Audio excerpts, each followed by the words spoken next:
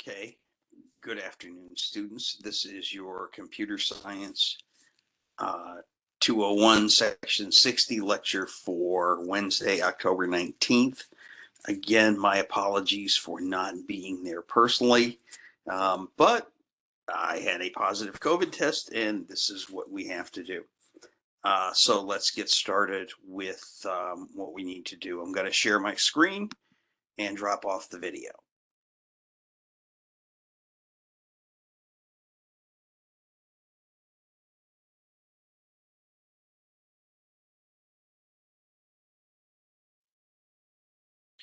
So what you're now seeing is the set of slides which has just been put on the class GitHub site.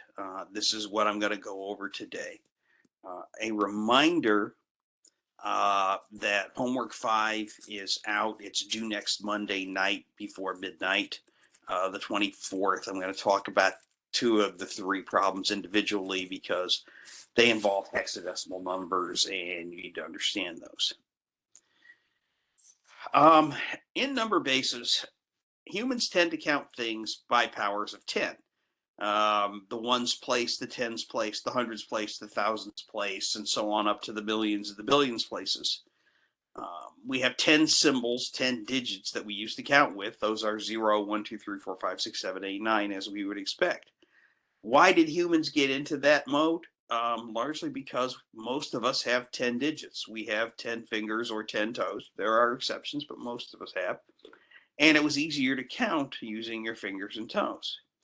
That's the best way for humans to count. It is not the best way for machines to count.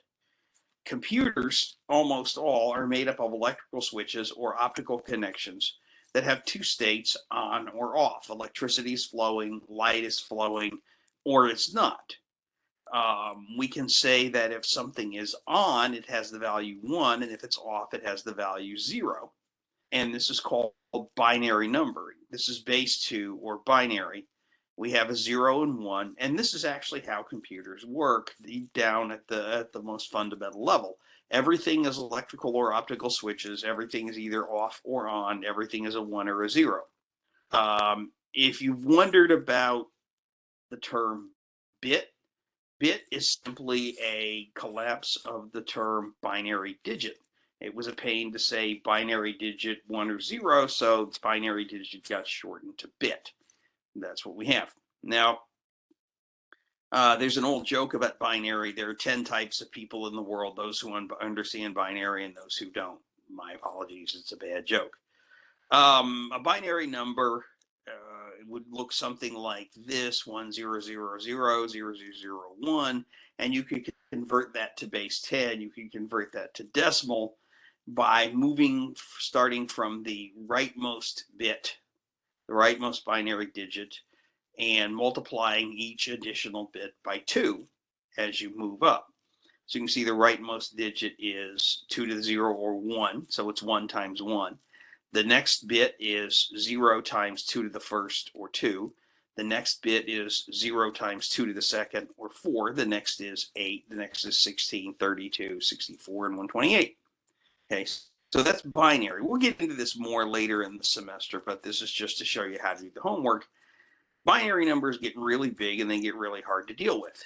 So luckily, there's another numbering system that we can talk about computers using, which is base 16 or hexadecimal. Hexadecimal is just 16. And for short, it's called hex. You'll talk about hex. In base 2, we needed 2 symbols, 0 and 1. In base 10, we needed 10 symbols, 0, 1, 2, 3, 4, 5, 6, 7, 8, 9. Now we need 16 symbols. So what people have decided to do is keep the traditional 0, 1, 2, 3, 4, 5, 6, 7, 8, 9, and then add the first 6 letters. So you use an A to indicate the decimal 10. You use a B in hex to indicate the decimal 11. You use a C to indicate 12, D for 13, E for 14, and F. Now I have 16 different symbols, and I can represent any hexadecimal number with just these 16 things, 0 through 9, and A, B, C, D, E, F. Now, you will see, if you look at certain websites, if you look at certain materials, you'll see some people prefer uppercase A, B, C, D, E, F. Others prefer lowercase. For homework 5, you're going to use the uppercase A, B, C, D, E, F. But if you run into it someplace else, that's why they use lowercase. They just prefer it. Okay, so homework 5, problem 1, you're going to be given a string, and you'll need to ensure that each character in it is a valid hex digit. That is, each character you encounter is in this list of 0 through 9, A, B, C, D, F. So let's take a real quick, let me open a new tab and take a real quick look at the assignment.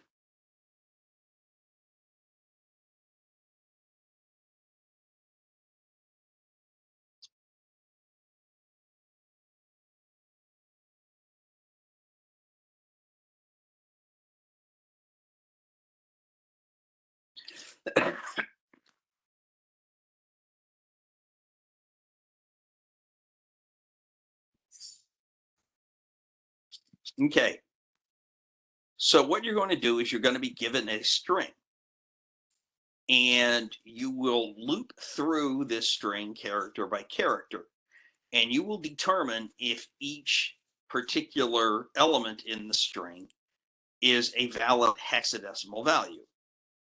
Is it 0 through 9 or A through F? If it's 0 through 9, A through F, then it's a valid hex value. Otherwise, it's invalid. Okay, so for example, here's a case. You're going to go through AF12. A is valid hex, F is valid hex, 1 is valid hex, 2 is valid hex. In the next case, we have AF space 1, 2G. Okay, blank spaces are never valid hex digits. They're never valid digits in any particular numbering system. And a G is too big. The last one is F, which is 15. So there is no G. So you would print out, you would loop through this string character by character, and you would loop through and say that yes, A is valid, F is valid, blank space is not, 1 is valid, 2 is valid, and G is not valid. So that's really all that homework problem 1 is. Okay. Now so if you want to, you can make these characters rather than integers. If you want to make them integers, since you're reading in a string, you'd have to convert them to integers. You can make this the character 0, the character 1, and so on. If you're more comfortable doing that, that's fine. So that's homework 5, problem 1. Again, due next Monday. Homework 5, problem 2 is to evaluate the hex number. Now, let's talk about the algorithm for doing that. What you do is when you get a hex number, you start with the least significant digit. That's the one on the right. The rightmost hex is just like decimal in that the most significant digit, the one that's the millions or billions or trillions, is on the left, and the one that's ones is on the right.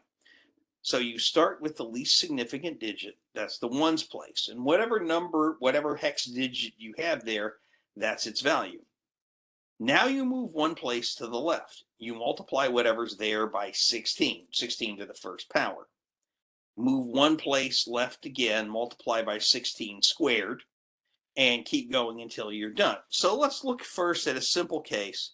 1, 2, 3, 4 is a hex number. I'll explain the 0x's later on. It's not a big deal right now. Let's start with the least significant digit. The least significant digit is the rightmost. That's the 4. So we start by writing down this is 4. Next, we move one digit to the right. We have a 3. And we multiply 3 times 16 to the first power, or 3. Then you have a 2. And you multiply 2 by 16 squared.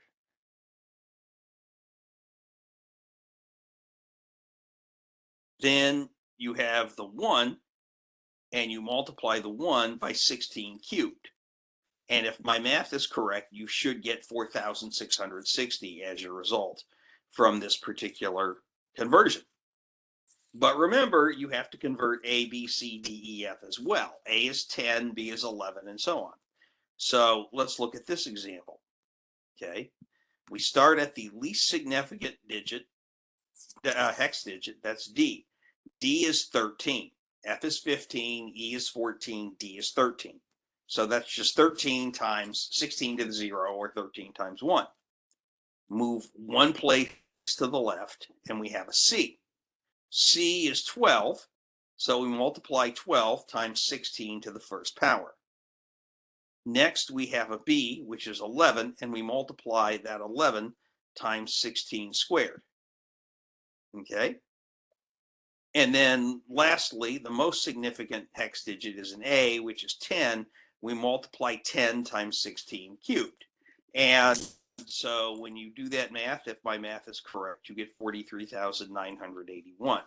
So if you look at the assignment, that's what you're doing here. You're reading in a hex value, AF12, and you're coming out with 44,818.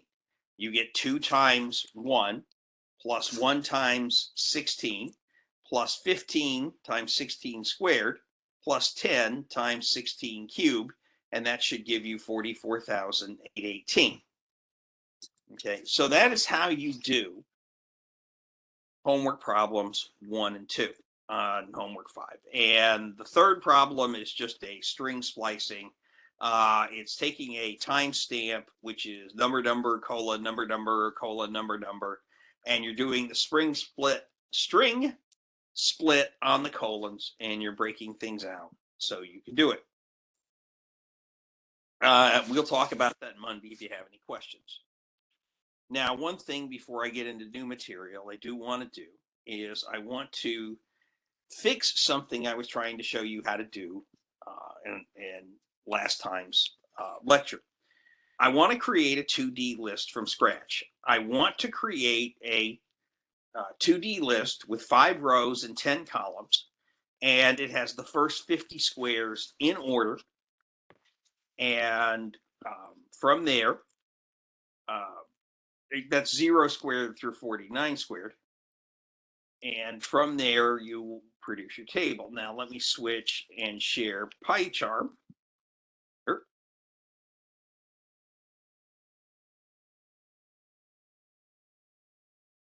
So here's the code that does this. Okay. I want to create a 2D list containing the first 50 squares. As I've defined the first 50, those are 0 through 49. If you wanted to do 1 through 50, you just add a 1, but it's not a big deal. But since we start counting at 0 and our indices are going to be 0, subscripts are going to be 0, I'll just do 0 squared through 49 squared.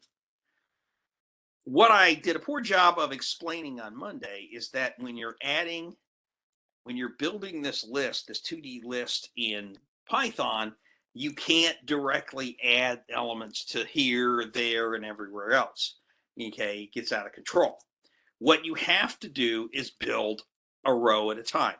So we'll start by defining the constant rows equal 5 to say there's 5 rows. Columns is 10, just define our constants. And remember I mentioned last time, when you're creating a 2D list, you initialize an empty 2D list with just one set of square brackets. Okay, it looks like an empty 1D or 3D or anything else. It's just one empty set of square brackets is how you initialize an empty 2D list. All right.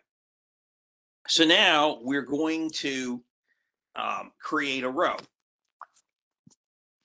And so I'll skip the for statement in line 8 right now. And I'll create a blank new row, which is an empty list. And now for J in range columns, so from 0 through 9, okay, I'm going to append to that new row this particular number, columns times I plus J squared. It works. That's how you figure out the next number. Okay, that's the inner loop. When I am done with that, now I append that entire new row to my squares 2D list, and I do this for 5 rows. So running this code, you can see that this is the result. 0 squared is 0, 1 squared is 1, 2 squared is 4, 3 squared is 9, and so on. And at this point, I'm going to pause for just a minute.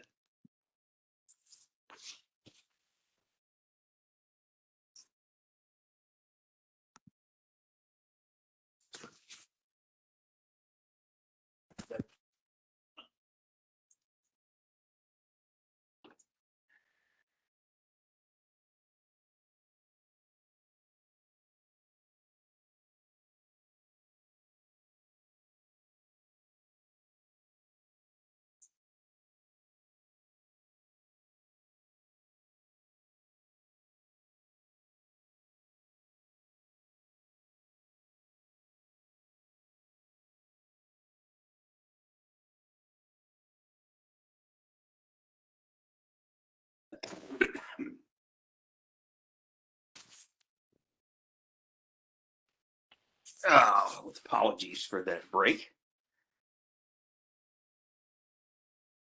Okay, now let's go back to sharing Chrome so we can see this. So, any rate, that was what I wanted to cover to start with. I wanted to talk to you a little bit about homework 5 and cover those issues, how to do problem 1 and problem 2 in homework 5. And also, I promised you I would show you how to do that 2D list from scratch. The key to remember there is that, in fact, you are going to have to build a row at a time.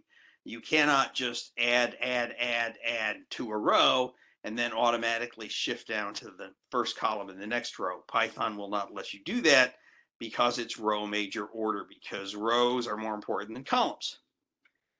Okay, so now let us finally, after all of that, get into our new material, which is input and output in Python. Up until now, all input's been from the keyboard, all output's been to the screen. X equals input, some prompt. The user types everything in as a string. You have to cast it to another type if you need integers, floats. The print statement goes to the screen, and you can output whatever type you want. That has limited usefulness as a programmer. I mean, it's a nice little parlor trick, right? You can do some quick calculations. You can show your friends what a good programmer you are. It's a useful skill. But as a practical matter, it's a pain in the neck to ask the user to type in data over and over and over. You would much rather have the data stored somewhere, typed in once in a file, and then you just read that file in and you have your data. Additionally, if you want to show your program results to somebody else, you're going to have to let them run the program separately. You're going to have to capture a whole bunch of screenshots. Ideally, you'd like to run the program, get the output, save all the output to a file, and just show somebody, here's the file with the results of my program. Be far better way to do it. And fortunately, in Python, you can do this. So today is the first time we're going to get into this. We'll get into it again next week. You can read any file that can be found on the computer that's in the Python path. Now, we're going to talk a little bit about Mac and Linux and Windows because they're different, and I apologize to all Windows users. It's kind of a pain in the neck. But basically, you tell Python what directory the file should be found in, and as long as Python can find it, it can read in the file. Now, bluntly, for this class, the easiest thing to do is just make sure your data files are in the directory in which you're working. Okay, or you can give a full path. Syntax. There are many, many different ways of opening a file in Python. We're going to use this one here. With open file name mode as a variable, and then everything gets indented, one tab or some spaces underneath your with statement. And this tells how you're going to use the file. The nice thing about this is when you're done, you need to close the file so that it isn't hanging open and is trashed by your computer operating system because it's corrupted somewhere. When you use the with open, it will automatically close the file when you're done. Now, mode, Python will allow you to read from the file, in which case you declare the mode to be R. It will let you both read from and write to the file using R+. That's dangerous. We'll get to that. It will let you use W if you want to write to the file. Warning, if you open a file in W mode to write, all previous contents of the file are erased. Everything you had there before is gone. So be very careful opening your file in W mode. And if you don't want to erase the contents, but you just want to write to a file, open in append mode or A mode.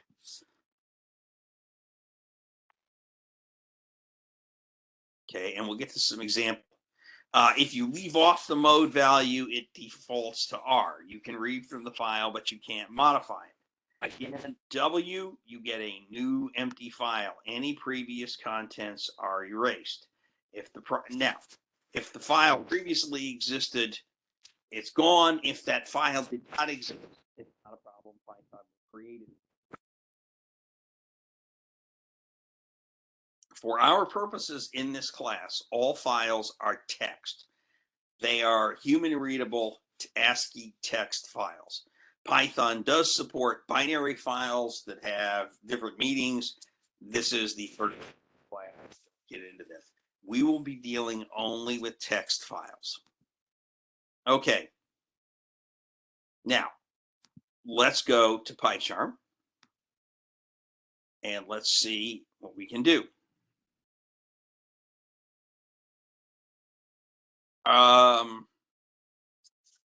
In a terminal, where am I right now? PWD, this is a Mac. It works the same way as Linux. PWD tells you where I am. I'm in my PyCharm projects directory with a Python project 2022 directory. Let's see what I've got there. I've got a variety of Python programs, and I've got this text file. Okay, so let's see what's in that text file to see if it's something I want to use.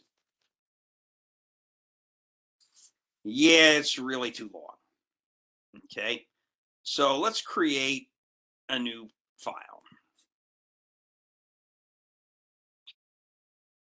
In this case, new words.text. I'm not going to call it .py. I'm going to call it .text because it's going to be a text data file. And so I'm just going to start putting down a whole bunch of 5-letter words. Okay. I don't know. Let's see.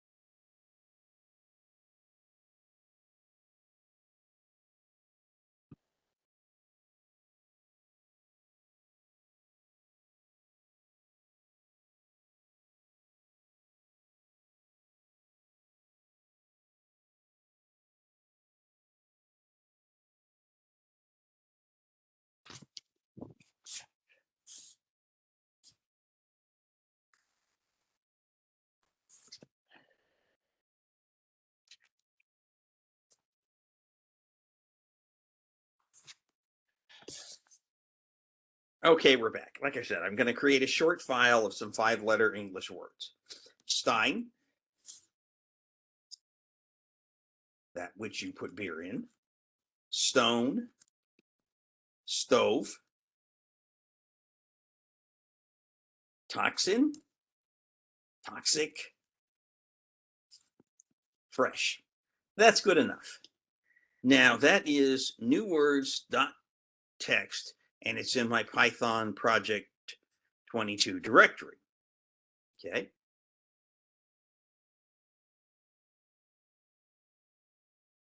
So what I'm going to do now is write a short program.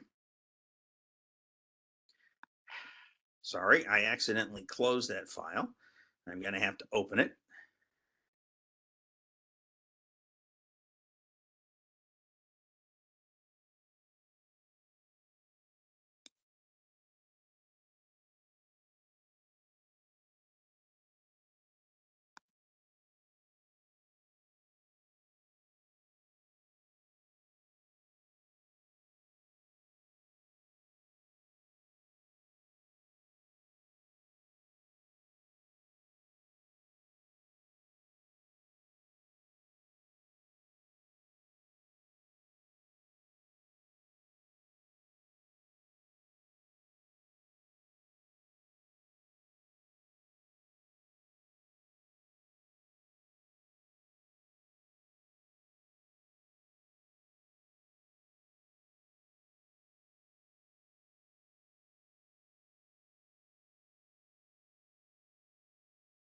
Okay, this is my file.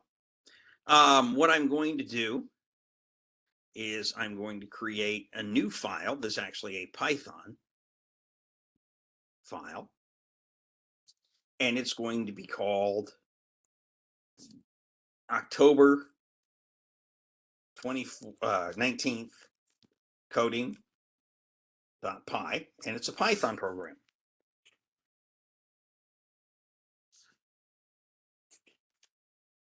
This is the in-class coding from Wednesday,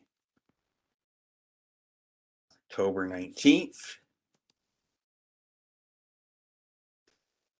This file reads in a text file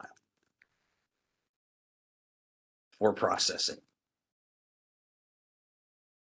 So with open new words dot text, we're going to open it for read mode. Now we have to give it a variable name. Okay, that's what this as is what's the variable name you're going to use to call this file. We'll call it infile. And that means I'm going to refer to this file as infile in my program. Okay, so now what I do is I will say data equals infile dot read. Print data. Let's run this and make sure that I've got it correctly.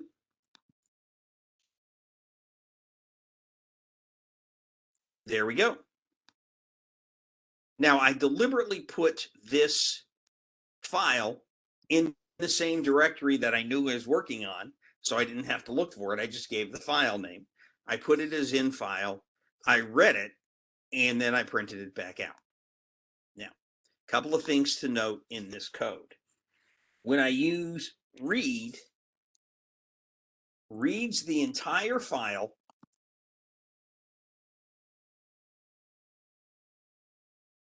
as a single string. So what is data? Data is a string. Data is a string.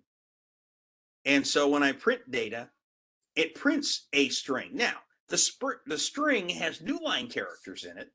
Okay, Python is perfectly capable of reading the new line characters that I put in when I created the data file. And it prints those as well, but that's what you got. So that's the simplest thing to do. With open, new words.txt are as infile, data equals infile.read, reads the entire file as a single string, print prints it to the screen. What if I don't want to print it to the screen? What if I want to print it to another data file?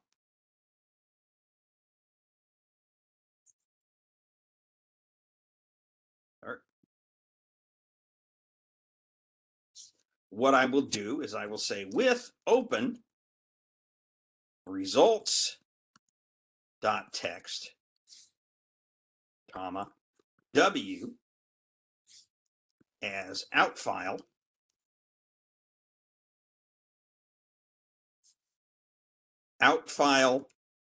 dot write data. Okay, so let's run that. And it worked correctly.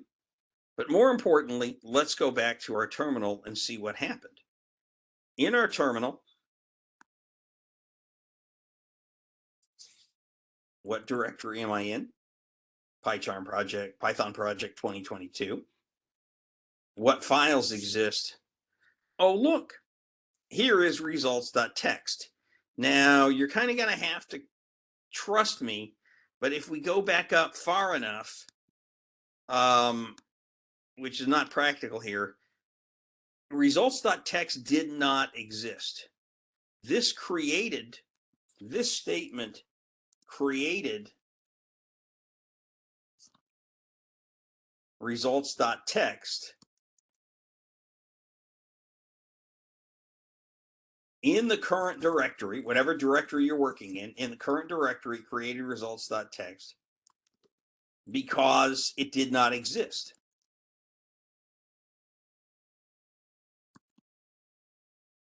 If it had existed,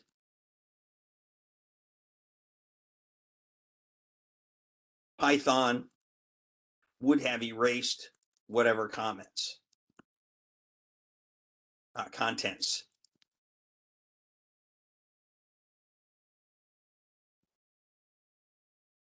Okay.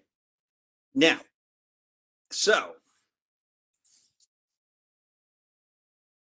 reads the entire file as a single string.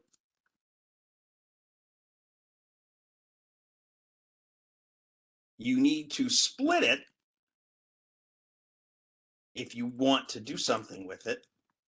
In this case, I just, printed it back out, wrote it back out to a file. I didn't do any processing. If you want to do any processing, you're going to have to split it. And probably the first thing you're going to have to do is split it on the new line. So something to the effect of data.split, let's call it data list. And I do need to make sure I'm indented. Data list equals data.split on \n, which remember is the new line character.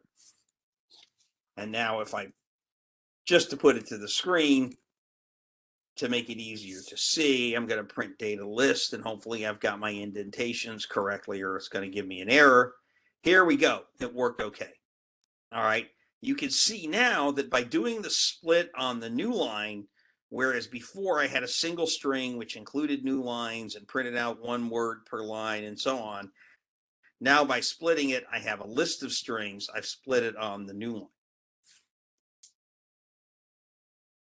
What if you don't want? Let me make this a comment because it's a Python file.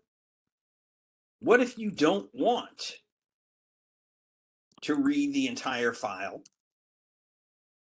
in as a single string? There are two other options, and it's confusing, but bear with me. There is read lines and there is read line. Now, read line reads exactly one line from the file. That's what it does. Read lines reads the entire file a line at a time.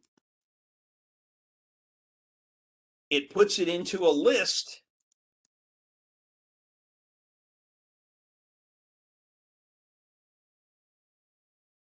with one line per list element. So for example, where here I did read, and I read the entire file as a line.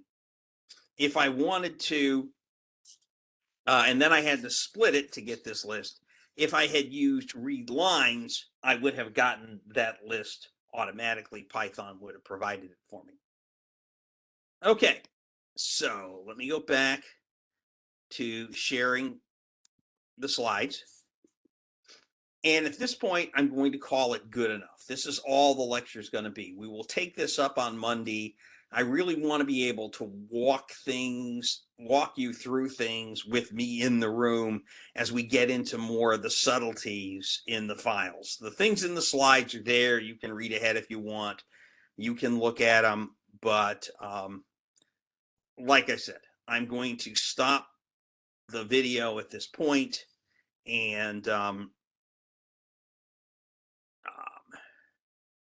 I will post this to my YouTube channel,